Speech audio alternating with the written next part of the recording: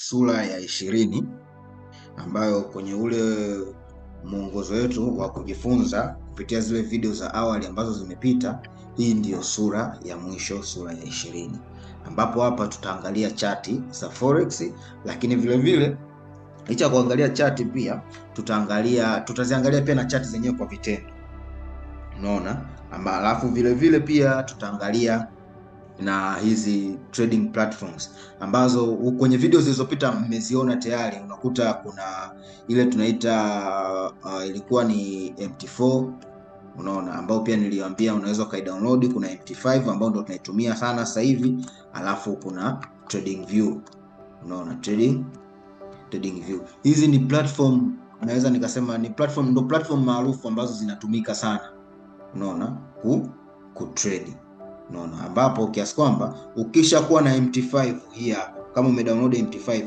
haina haja ya kuwa na nini na MT4, kwa sababu MT4 na MT5 zinafanana, ila MT5 iko advanced zaidi, ina features nzuri kuliko MT4, unaona. Kwa ukidownload MT5 inatosha. Mara nyingi hizi ndio platform MT4 na MT5 ndio platform ambazo tunatumia kuzilinki na nani, na broker, unaona. Hiyo link ya broker ambayo nimewapa watu mfungue account, baada ya kufungua account baadaye tutakuja kuwaelekeza namna sasa ya kulinki hiyo account ambayo unakuwa umefungua kwa broker na nini, na MT5. Kirefu chake inaitwa MetaTrader 5 au MetaTrader 4, unaona. Kwa hiyo hizi ni platform ambazo tunatumia sasa sisi kufanyaje, ku trade, kiasi kwamba utadeposit hela kwa broker, then hiyo hela itakuja kureflect huku kwenye MT5. Kwa hiyo trades zote utazifanya kupitia MT5 na faida utakayopatikana inaonekana kwenye MT5, lakini vile vile na balance inakuwa inaongezeka, inakuwa inaonekana vile vile kwenye account ya broker wako. Na hii Trading View ni application maarufu sana kwa ajili ya kufanya uchambuzi. Kwa kizungu tunasema kufanya analysis, hasa upande wa technical analysis, unaona. Technical analysis tunatumia Trading View, unaona, huku unafanya sana uchambuzi. Lakini vile vile unaweza ukalinki Trading View na broker wako, ila kwa bahati mbaya brokers wengi ambao wako Afrika, tuseme karibia wote, hawana server kwa hawa Trading View. Kwa mwisho wa siku tunatumia tu server za brokers wengine kwenye kufanya uchambuzi, ila kuingia trades zetu tunakuja tunaingia kwenye nini, kwenye MT5. Japokuwa vile vile kwenye MT5 pia tunaweza tukafanya nini, analysis. Yani kwenye platform ya MT5 pia unaweza ukafanya nini, uchambuzi vile vile. Na MT5 ipo ya simu na ipo ya nini, ya PC, unaona. Hata vile vile Trading View ipo application ya kwenye simu na kwenye PC. Kwa hiyo hizi zote tutaenda kuziangalia kwa undani. Basi bila kupoteza muda, jinsi ya kusoma chati za forex. Wengi mmekuwa mkiona kwamba anakuwa na share sana chati hizi screenshot, labda sana kwenye status, lakini vile vile nitawapatia link ya public community ya WhatsApp channel, pia mtaingia kule mtaona the way jinsi ninavyokuwa na share sana hizi charts na namna faida na hasara zinavyokuwa zinapatikana na vitu kama hivi, unaona. Ila sikutaka kuwapatia mapema mpaka tusome hivi vipindi, unaona, kujua chart na lakini vile vile kuzielewa hizi trading platform. Chart ni nini, unaona, au zile graph ambazo unakuwa unaona nakuwa sometimes nazishare kwenye status yangu, unaona. Tunasema chati ni picha ya mabadiliko ya bei, unaona, mabadiliko ya bei ya jozi tunasema ni pair, unaona, jozi ya sarafu kwa muda fulani. Kwa hiyo unapokuwa unaona ile mishumaa ambayo inakuwa inapanda kama hivi, unaona, mingine inakuwa inashuka kama hivi, unaona. Kwa hiyo kila mshumaa mmoja unakuwa unaonyesha mabadiliko ya bei. Kwa hiyo ile mishumaa ambayo inaonekana kama imepanda inaonyesha kabisa kwamba bei inafanyaje, inapanda, na ile mishumaa ambayo inakuwa inashuka inaonyesha kabisa kwamba bei inakuwa inafanyaje, inashuka. Yani bei inabadilika kutoka kuwa bei kubwa kwenda kuwa bei ndogo, unaona. Kwa mishumaa ambayo inashuka tunaita candlestick, na hii mishumaa ambayo inapanda tunasema kwamba bei inakuwa inabadilika kutoka bei ndogo kwenda bei kubwa huku juu, unaona. Kwa hiyo chati ziko za aina tofauti, lakini mara nyingi tunatumia chati ya mishumaa au candlestick. Kwa hiyo ile chati ambayo unakuwa unaiona au ambao huaga mnaona na share kwenye status inakusaidia kujua mwelekeo wa soko, unaona, ambao tunaita trend. Unaona, kujua soko kama litananiliu kwamba soko kama litapanda au bei itapanda, au soko litashuka au bei itafanyaje, itashuka. Lakini vile vile inakusaidia kujua viwango vya bei. Hivi viwango vya bei ndio tunaita support na nini na resistance, kwamba sehemu ambayo bei inaweza ikafika isiendelee kushuka ikageuza ikaanza kupanda, au sehemu ambayo bei itafika itakuwa ya juu sana ikaishia hapo hapo ikaanza kufanyaje, kushuka. Hayo maeneo au hivyo viwango vya bei ndio tunaita support au resistance.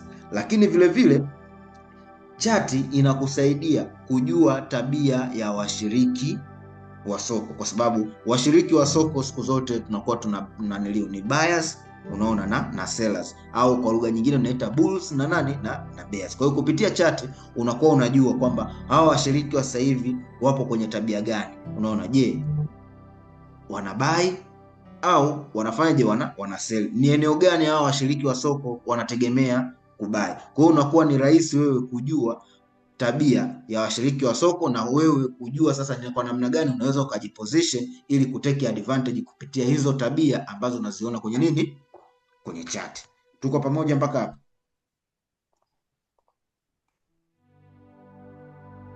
Aina za chati, kuna aina kuu 3, japokuwa zipo nyingi, ila aina ambazo ni maarufu na zipo tangu enzi na enzi ni aina ngapi?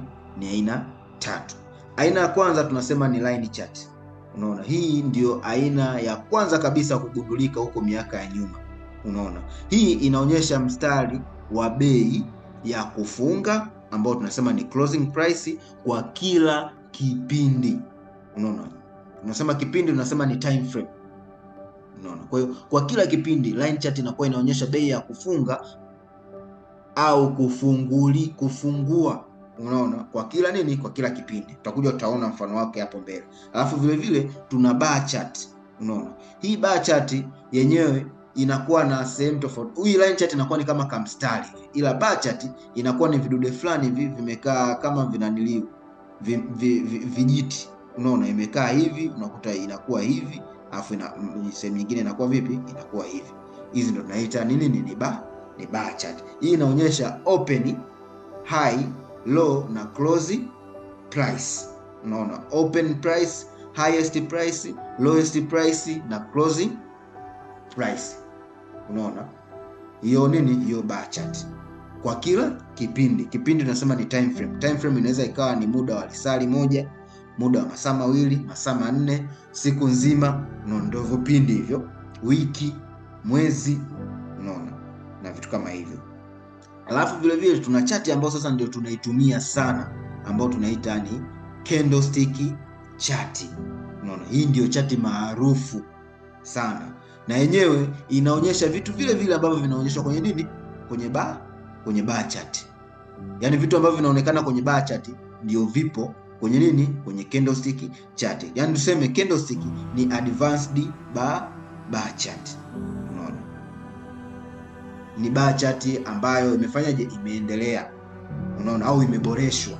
Bar chart iliyoboreshwa ndio tunakuja kunapata nini, tunaita ni nini, ni candlestick chart. Unaona, na wote hapa baada ya hiki kipindi tunashauriwa au na washauri tutumie candlestick chart, kwa sababu chati ya candlestick ni rahisi kuielewa.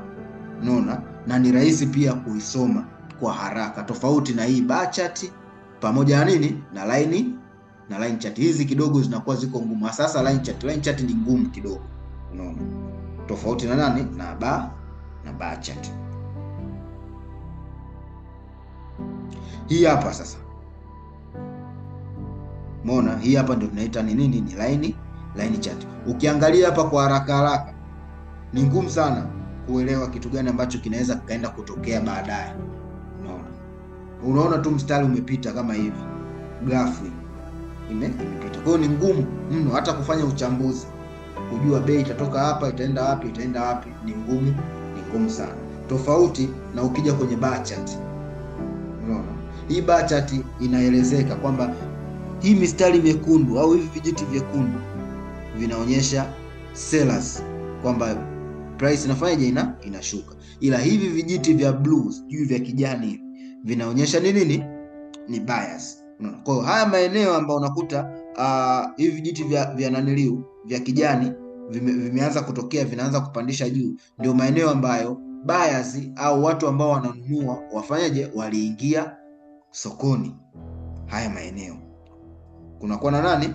Na hawa buyers. Na haya maeneo ambayo vijiti vyekundu unaona viliingia au vilianza kutokea, ndio tunaita maeneo ya nani, ambao sellers waliingia wapi? Waliingia sokoni, wakaanza kusukuma soko lianze kushuka nini? Kushuka chini. Kwa lugha nyingine, soko lilivyofika hapa walianza kununua, na soko lilivyofika hapa walianza kufanyaje? Kuuza. Tuko pamoja?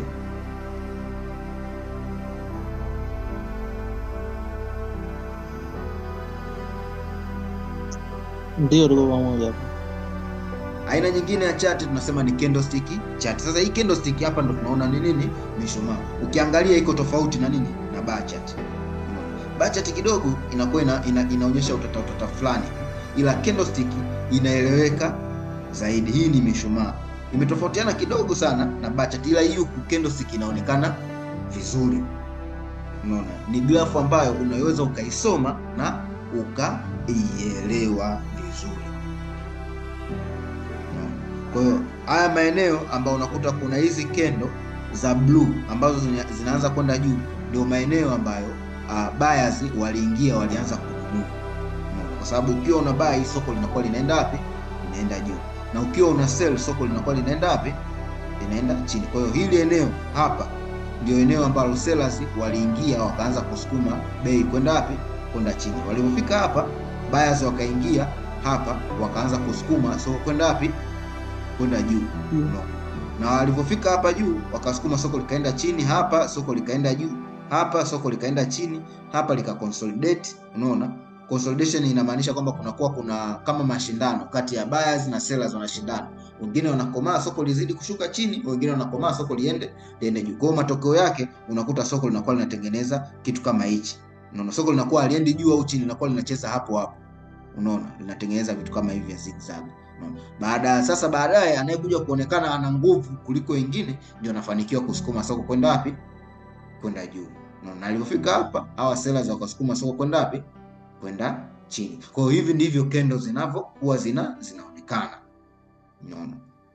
Baadaye tutakuja kujifunza maana ya hizi candlestick zinapokuwa zinatokea, kwa sababu tuna aina ya candlestick tofauti.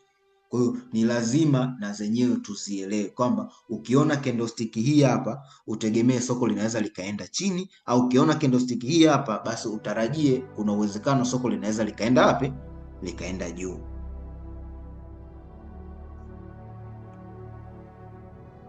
Sasa kwenye chati tuna kitu tunakiita time frames au vipindi vya chati. Unaona, hizi time frame yani sio kitu kingine ambacho ni kigeni sana, ni muda.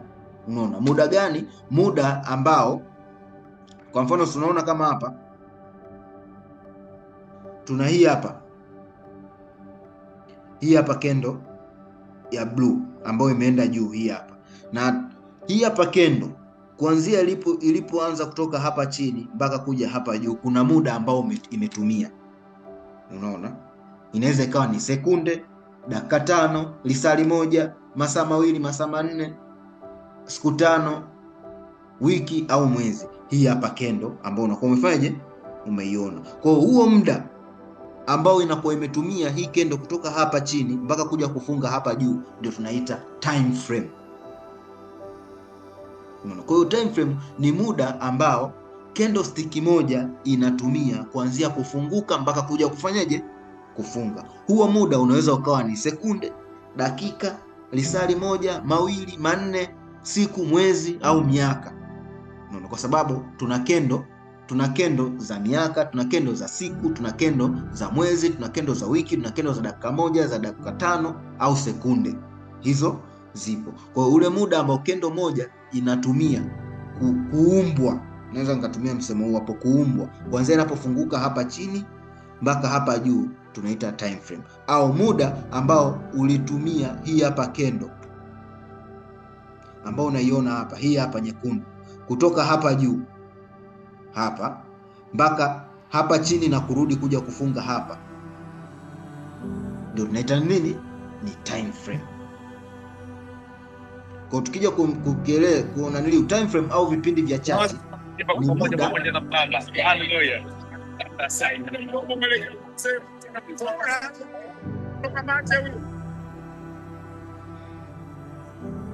kwa hiyo time frame tunasema ni muda maalum unaotumika kuonyesha harakati za bei kwenye chati ya nini? Ya biashara. Unaona hizo harakati za bei ambazo zinakuwa katika mfumo wa nini? Wa zile kendo. Unaona, kwa hiyo kila kipande cha chati inakuwa inawakilisha mabadiliko ya bei ndani ya muda huo. Unaona, na hivi vipande vya chati, mfano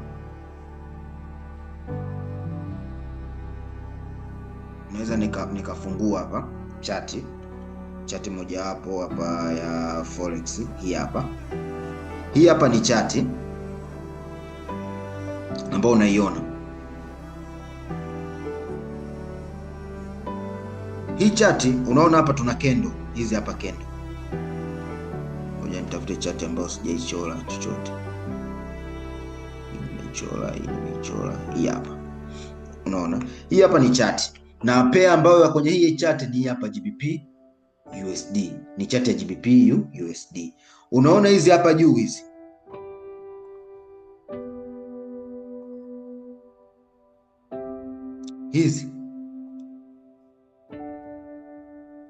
Hizi ndio tunaziita time frame. Tunaona tuna time frame ya dakika moja 1 minute, tuna time frame ya 5 minutes, tuna time frame ya 15 minutes, tuna time frame ya 30 minutes, tuna time frame ya 1 hour, tuna time frame ya 4 hour, tuna time frame ya daily. Hii ni daily, lakini vile vile time frame ziko nyingi. Kuna hii hapa ya wiki, ya monthly, ya miezi mitatu, ya miezi sita na miezi 12. Kwa hiyo hizi hapa zote nini? Ni time frame.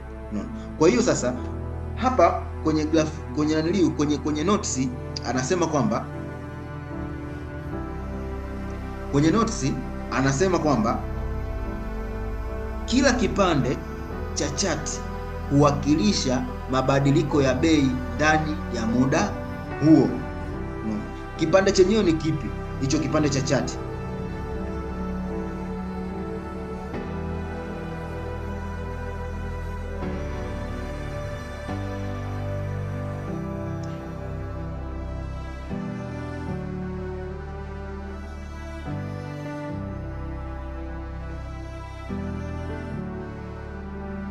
hapa chati mnaiona?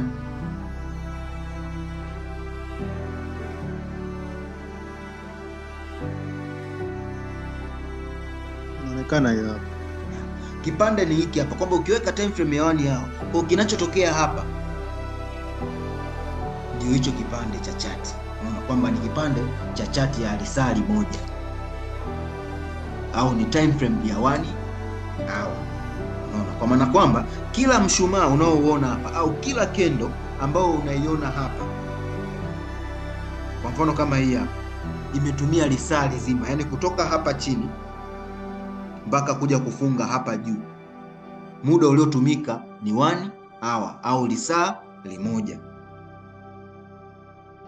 Unaona, hata hii kendo au mshumaa ambao umeshuka hapa na wenyewe umetumia lisaa limoja. Na hii hapa kendo ya sasa hivi hii hapa kendo actually sasa hivi soko limefungwa, soko la currency, na hii kendo imetumia lisaa limoja, kwamba kama inafunguka saa 4 basi inakuja kufunga saa 5 kamili.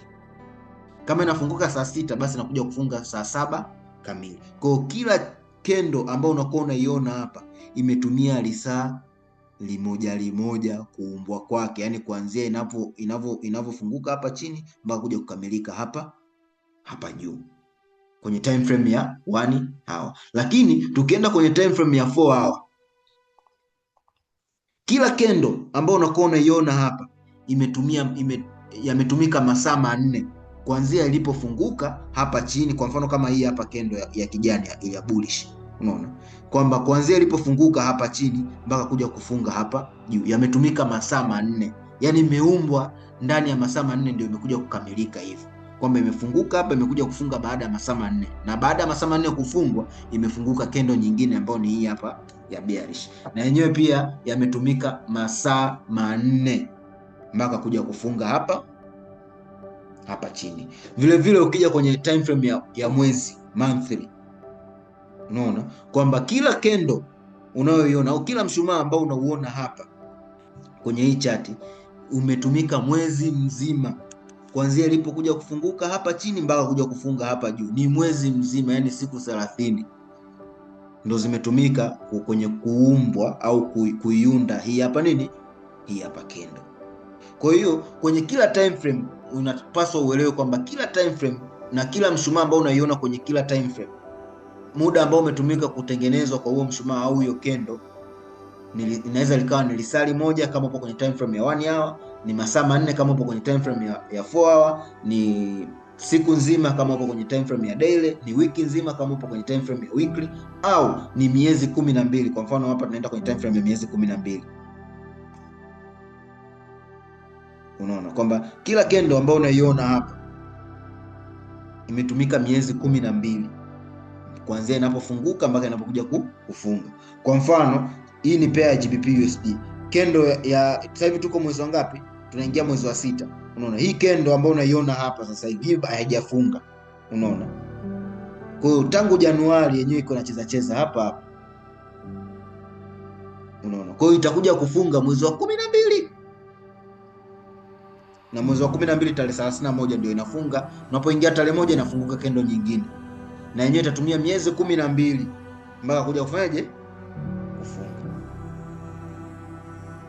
Kwa hiyo unakuja kugundua kabisa kwamba kwenye hii kendo moja ya miezi 12 humu ndani yake kuna kendo 12 za mwezi mmoja mmoja, yani kendo 12 hizi. Kwa mfano tukirudi kuanzia mwaka jana, Januari iko wapi?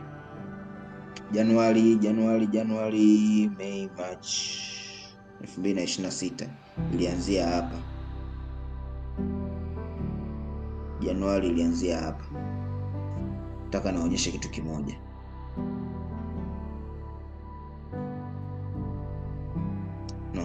Januari ilianzia hapa. Hii kendo ndio ilifunguka Januari. Mwezi wa kwanza huu hapa, wa pili huu hapa, wa tatu, wa 4, sasa hivi tuko mwezi wa 5 ambao unakaribia mwishoni. Unaona? Kwa unaingia wa 6. Lakini ukirudi nyuma hapa kuna hii kendo ya mwezi wa 12 mwaka jana. Mwezi wa 11 hii hapa, mwezi wa 10, mwezi wa 9, mwezi wa 8, mwezi wa 7, mwezi wa 6, mwezi wa 5, mwezi wa 4, unaona? Mwezi wa 3, mwezi wa pili, mwezi wa kwanza. Unaona? Kwa hizi kendo zote kuanzia hapa, kuanzia Januari mwaka jana mpaka Disemba mwaka jana, hizi kendo zote ziko 12 hizi. Unaona? Zinaunda kendo moja ya miezi 12. Unaona? Kwa hiyo hii hapa kendo ambayo unaiona, hii kendo moja imeundwa na hizi kendo ngapi? 12 za mwezi mmoja mmoja. Na kendo moja ya mwezi ndani yake ina kendo 4 za wiki, na kendo moja ya wiki ndani yake ina kendo 5 za siku, na kendo moja ya siku ndani yake ina kendo 6 za masaa 4, na kendo moja ya masaa 4 ndani yake ina kendo 4 za lisali moja limoja, na kendo moja ya lisali moja ndani yake ina kendo 2 za nusu saa za dakika 30. Kwa hiyo ndivyo hivyo kendo zinavyokuwa zinafanyaje, zinamaanisha. Kwa hiyo sasa huko baadaye tutakuja kujifunza namna sasa ya kuzisoma hizi kendo ili tujue soko litaelekea wapi, kama litaendelea kuwa bullish, yani kwenda juu. Unaona, soko kama litaendelea kwenda juu au litafanyaje, litashuka. Kwa huko baadaye tutakapofika sasa kwenye upande wa kufanya uchambuzi au technical analysis, baada ya kuelewa hizi chati na kuelewa kila kendo inakuwa inamaanisha nini. Kwa hiyo itakuwa ni rahisi, unafika tu unaangalia hapa, kufanya tu uchambuzi, unakuwa unajua hapa kuna uwezekano hii chart au hili soko linaweza likafanyaje, likashuka. Yani hawa sellers ambao wameingia hapa wanaweza kaendelea kushusha price kwenda wapi, kwenda chini. Au hapa sellers wanaweza kubadilisha uelekeo, buyers wanaweza kubadilisha uelekeo wa soko na soko likaanza kwenda wapi, kwenda juu. Kwa sasa tunajuaje hivyo? Kwa kuangalia time frame tofauti ambapo tunasema ni multiple time frame analysis, kwamba unaangalia time frame tofauti ili kujua uelekeo wa nini, wa soko, either kwa siku husika, kwa mwezi husika au kwa mwaka husika.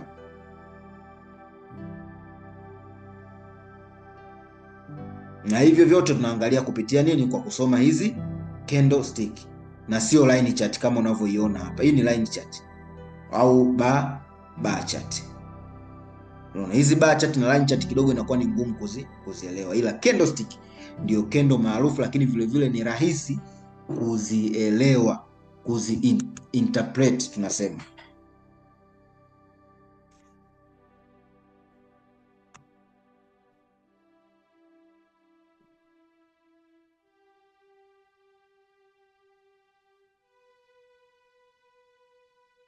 Unaona kila time frame ndio kilichotoka kukisoma hicho. Kila time frame ambayo unakuwa unaiona, kila time frame hapa huwakilisha muda wa kila mshumaa au candlestick au bar kwenye nini, kwenye chart, kama unatumia bar chart.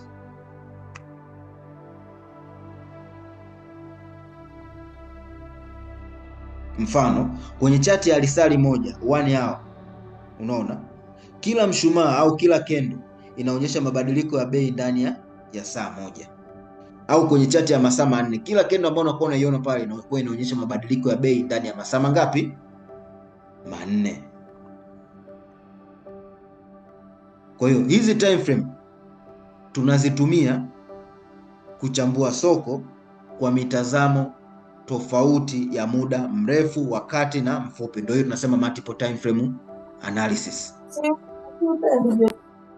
Jamani, ukijoin mute mic. Kama upo mazingira yenye makelele, mute mic. Kwa hiyo kupitia hiyo multiple time frame analysis inakusaidia wewe trader kuona au kujua mwelekeo wa nini, wa soko, na wapi utaweza kupata fursa ya kuingia sokoni, au maeneo hatari ambayo yanaweza kufanya usiingie sokoni au utoke sokoni. Aina za time frame. Time frame ziko nyingi, ila hizi ndio time frame basic.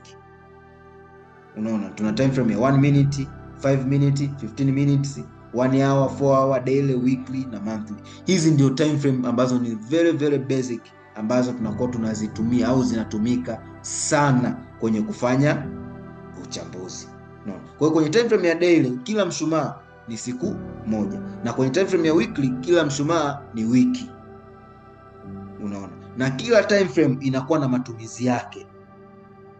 Yaani kila time frame ambayo unakuwa unaiona ina matumizi yake unapofika kwenye swala zima la nini, la uchambuzi, kwa sababu humu kuna time frame ambazo tunakuwa tunazitumia kama ni higher time frame, ambapo ni kuanzia daily kupanda mpaka kwenye monthly.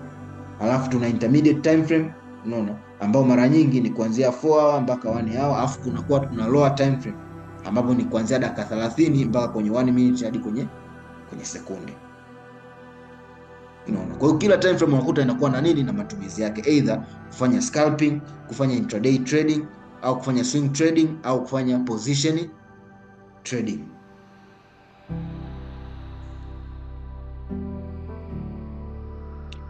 Uchambuzi wa time frame mbalimbali.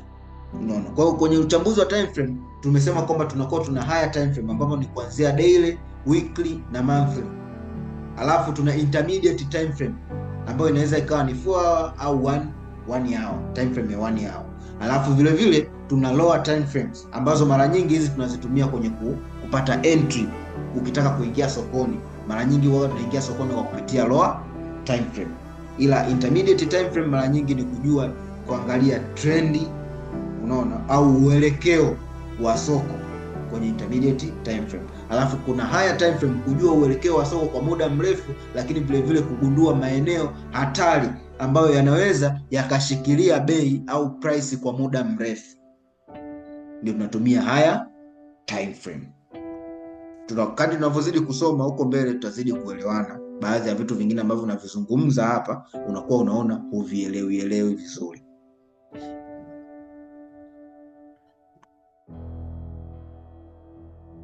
Kwa nini time frame ni muhimu? Time frame ni muhimu kwa sababu inakusaidia wewe kupanga biashara, kwa sababu hata huku pia tunapanga biashara, kuamua muda gani uingie au muda gani utoke. Tunatumia nini? Time frame. Kuweka mipango yako, kuplan, kufanya planning ya biashara yako kwamba muda gani uingie, muda gani utoke. Lakini vile vile time frame hizi zinasaidia kutoa mtazamo wa kina wa soko, kwa sababu unafanya uchambuzi kwa kuangalia time frame tofauti. Kwa hiyo unakuwa unajua hili soko mwezi huu linaweza likaenda huku au huku, au leo linaweza likaenda huku au huku, linaweza likawa bullish au likawa bearish, au leo soko linaweza likaconsolidate kupitia nini? Time frame. Lakini vile vile hizi time frame zinakusaidia wewe kuchagua muda sahihi wa kuingia na kutoka sokoni. Hivyo zinakusaidia kudhibiti riski au hatari na kuweka stop loss kwa usahihi. Nakumbuka tumesoma kwenye vipindi vilivyopita, kwenye zile video tumesoma mambo ya stop loss, take profit, entry, unaona mambo ya break even, nadhani hapo huko tumejifunza. Kwa hiyo kupitia time frame zinatusaidia kuseti hayo yote, stop loss, take profit, unaona, kwa usahihi. Tuko pamoja mpaka hapo? Kwa hiyo kwenye kipindi hiki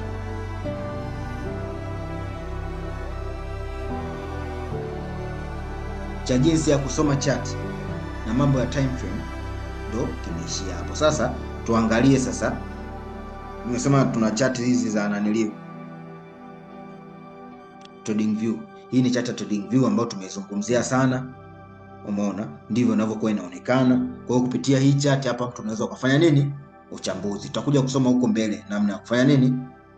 Uchambuzi. Lakini kabla hatujafika huko kwenye uchambuzi, lazima tuangalie trading platforms, ambazo trading platform, kwa mfano hii platform ambayo mnaiona hapa, hii ni trading platform ambayo inaitwa Trading View. Trading View ndio inaonekana hivi, ila kwa mara ya kwanza unapokuwa unaifungua haionekani hivi, inakuwa na muonekano tofauti. Kwa hiyo wewe ndio unakuwa na wajibu wa kuifanya ionekane vile ambavyo unakuwa unafanyaje, unataka. Ukitaka kubadilisha rangi za hii mishumaa unabadilisha, unaona. Ukitaka kuweka sijui indicator makorokoro kibao unakuwa unaweka, na ukitaka ionekane clean kama hivi isiyo na michoro au na makorokoro mengi, ni wewe mwenyewe. Lakini vile vile kuna trading platform nyingine ambayo tunaita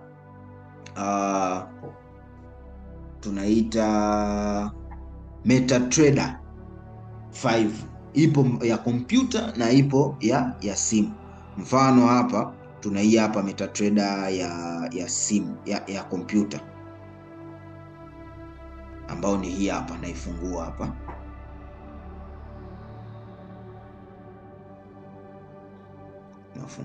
Inafunguka. Unaona?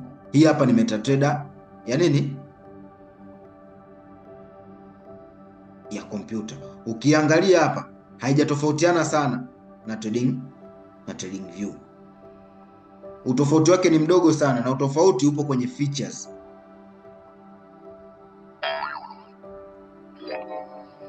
Utofauti upo kwenye features, unaona. Na hii mara ya kwanza unapokuwa umeifungua kama hivi, na yenyewe pia inakuwa haionekani hivi, unaona, inakuwa inaonekana rangi mbaya.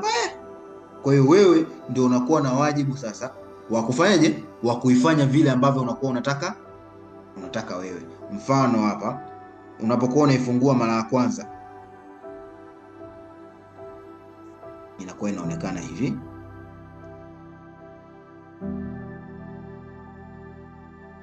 inakuwa na muonekano huu hapa, unaona. Kwa hiyo sasa wewe kuna setting, kuna namna ya kuiseti hii hapa ikawa inaonekana hivi, ikaja kuonekana hivi vile clean. Tunasema ni kucustomize.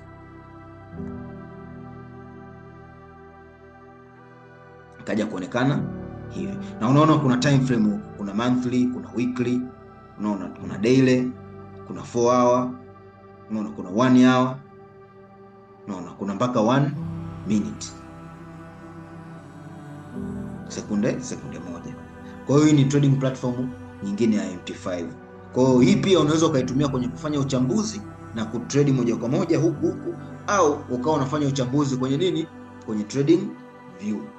Sasa hii kwa watumiaji ambao wanatumia kompyuta unaweza ukatumia hii, lakini vile vile kuna MetaTrader 5 ya nini, ya simu na trading view ya simu. Hajatofautiana sana, ila tofauti ni kwamba simu ni simu na kompyuta ni kompyuta. Huko kwenye kompyuta chart inaonekana kwa ukubwa, lakini haikuzuii wewe kushindwa kufanya uchambuzi. Kuna mtu ana swali mpaka hapa?